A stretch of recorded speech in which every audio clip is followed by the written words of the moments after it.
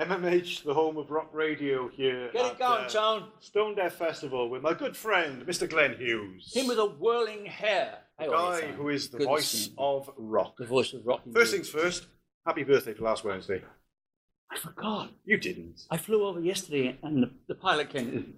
Mr. Hughes, it's your birthday? I said, no, it was yesterday. Well, they came out and, you know. We sent you a card anyway from the station. Oh, you so didn't get sweet. it? No. I haven't been in the PO box, so I have to get that. You try it, mate.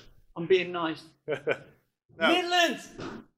fucking MH! Yep. Can I swear? It's going on the breakfast show probably, but, you know. MH. we can Midlands Metalheads United. Not Villa, Wolves, Albion, or Walsall, Shrewsbury, Telford, or Leicester. I'm going to shut up now. You can see where this is going to go, can't you? Right. Health-wise, how are you? Incredible. Yeah. Needed to take a minute in May to just breathe. I needed to do that.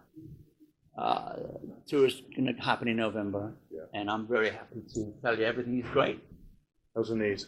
Knees are great. Both of them are replaced. December of 2015, January of 16. This one is still numb. Kind of funny, but the knees are good.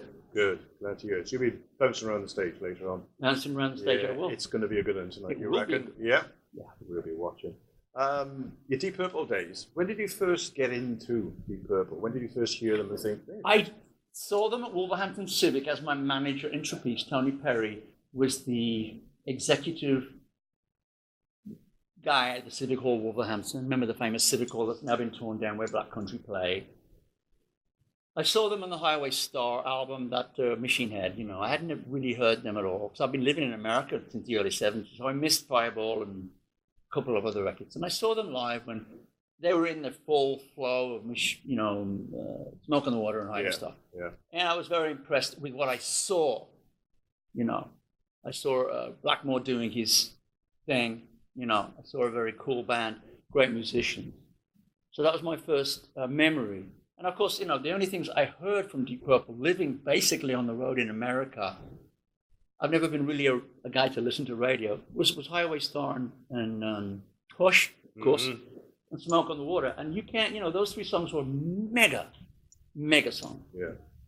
So what convinced you to actually join the band and leave Trapeze? It took me, they were asking me for a year, kind of flirting with me, all the way through 72, 73, wanted to meet with me, and I met with them 3 times, each individually. And then in April of 73, I was playing in Baltimore, Maryland, and I had 2 days free, and they were playing in those days at Madison Square Garden. And John called me up and said, "Do you want to have dinner tomorrow night? We're playing here. After the show, we can go out." So I said, "Cool, I'll be there." So I saw them play. And it was incredible. I mean, they were on fire, you know, really on fire.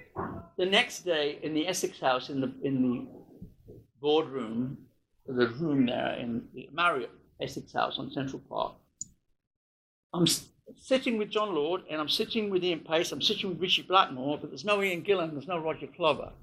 Remember, I didn't know what was going on. Mm-hmm. And a lawyer and 2 managers. After about half an hour, they said to me, "We'd like you to join the band." And I went, "Me? From Wolverhampton? Join the band?" I was 21, you know. I said, "Great, but we want you to play bass." And I went, the next second thought was, "What? Surely you would like me to sing also." Exactly, yeah. And Richie said, "We want to find another singer so it can be 2 singers." So having been with Roger and Ian significantly as a lead singer and a bass player, they wanted somebody to play bass who could sing, and a new role who didn't sound and look like Gillan. I joined, and you all know, you read it in Sounds and NME and Musical Express. They found a bass player. And then we searched for a singer. And we got lots and lots and lots of reels and reels and reels. But we were, oh, by the way, I forgot to tell you, the band announced to me that the singer they were going to wanted was Paul Rodgers, my dear friend. Yeah. Second, they said Paul Rodgers. Little boy said to me, "Oh, imagine him and I singing some songs together." You want to know the truth? That's the truth. I love your little voice. So the little voice went, okay, I think I'll join. And of course, 3 days later, when the word went out that I joined the band, Paul had started Bad Company. Mm-hmm. So what was I to do? I'd made friends at the Impasse. I'd actually moved into his house in London, and that's where it started. And after about 6 or 7 weeks, we started to receive reels and reels and reels, and maybe over maybe 500 or 600.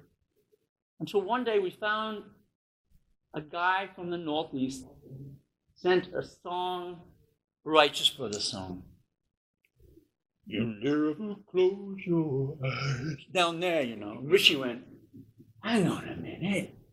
That doesn't sound like anything we've heard before. And of course, and I just feel like crying. With my voice, he said, hang on a minute. We might have something here. So we invited David Coverdale to come down on the train. David came down with a bottle of Bell's whiskey to, I wouldn't say audition, that's a horrible word. He came down to play with us. He was a little bit legless, and we started to jam with him. And then Richie, John, and Ian went for lunch, and I said to David, why don't we stay here? We'll go to the piano. We'll do something quiet. See how our voices mend together. Mm-hmm. The great and glorious thing about that was this. His voice was deeper and wider, and mine was bright and, you know, the Glenn voice. Yeah. But what most people don't really realize is we had the same vibrato, faster, the same exact vibrato to the point of injury. So when they came back, we played them what we had come up with. Yeah. And that was a big part of him getting the gig. And I love him. I've always loved him, and I always will. So glad he got that gig. He deserved it. You hear me, DC? He deserved it. Of course, you had Burn was the first product from you. Was Stormbringer supposed to be a double album? No. No? No. That's the word I'll... I'm going to ask... You ask me the question, I'll answer I'll answer you. Don't be afraid to ask anything except what you can ask. Right. So no, that was never going to be a double then? No. It's impossible. You know why? Because we didn't know Richie was going to leave on Stormbringer, but I say this with love and respect, because it doesn't really matter what you say about me. I've heard it all before. Richie brought in, if you want to look at the album, he brought in 2 songs, Stormbringer and Soldier of Fortune. 2 songs he brought in. John, Ian, David, and myself were left with the carnage of writing a record without Richie being that involved. He was involved, but his head was somewhere else.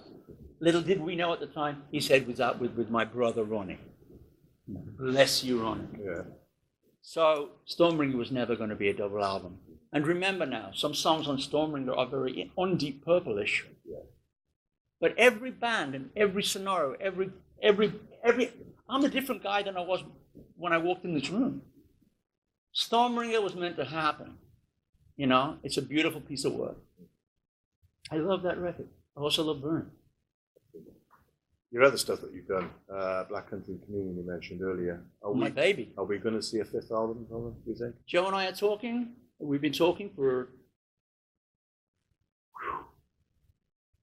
9 months about album number 5. At the moment, we have an earmark, and exclusively, this is the first one I've told. We're looking at January 2021 to record. Hopefully, we can go through with that. By the way, I love Black Country Communion. California Breed? Do you think that'll ever get resurrected? Never. No. That's dead in the water, is it? Jason's gone. I can't replace Jason in a band that was only a trio. Mm-hmm. Jason's my dear brother. I knew his father I've known Jason since he was like this big. Yeah. But more than that, Jason Bonham breathes air into any project he does, especially California Breed. Mm-hmm. I love you, and I miss you, dear one. Finally, your autobiography. Are you going to get it updated to bring in the late sort of 2019 area? Love to. Yeah. I'd love to, but it's impossible. Have you got the time? I just say this to you, business-wise, it's absolutely impossible. Yeah. Good answer, Jim? Good. I'd love to, but business-wise, it's impossible. I got so many stories. Why don't you call the boss of Feruli Music and tell him you want to hear something? Give him a nudge. But he's going to have to pay the price. Last one, Pat's Fall, the album you did Spoke with to him him on my birthday. Are you going to do the second album? Because We have done it. We recorded number 2, 1999 and 2000. Songs are amazing, but they're not songs that could come out today and people will go, this is great, but what is it? Mm-hmm. I have to be very, as much as diverse as I am, an actor, Black Country for me is putting that certain hat on. I'm rock singing. I am your very own grateful voice of rock. And it must be that way for the rest of my life. Hughes Thrall 2 is slightly off that chart. Yeah. It's amazing, but it may cause people to go, is that really G? It's fantastic, but I love you, Pat. I hope you see this. Let's write some more songs. Glenn Hughes, it's been an absolute pleasure, isn't it? Thank you very much indeed for your time. God bless you. All right, how's it going? All right. I'll be off with you. MMH, the home of rock radio here at Stonedeaf 2019. MMH, the home of rock freaking radio. Big GH telling you, balls out.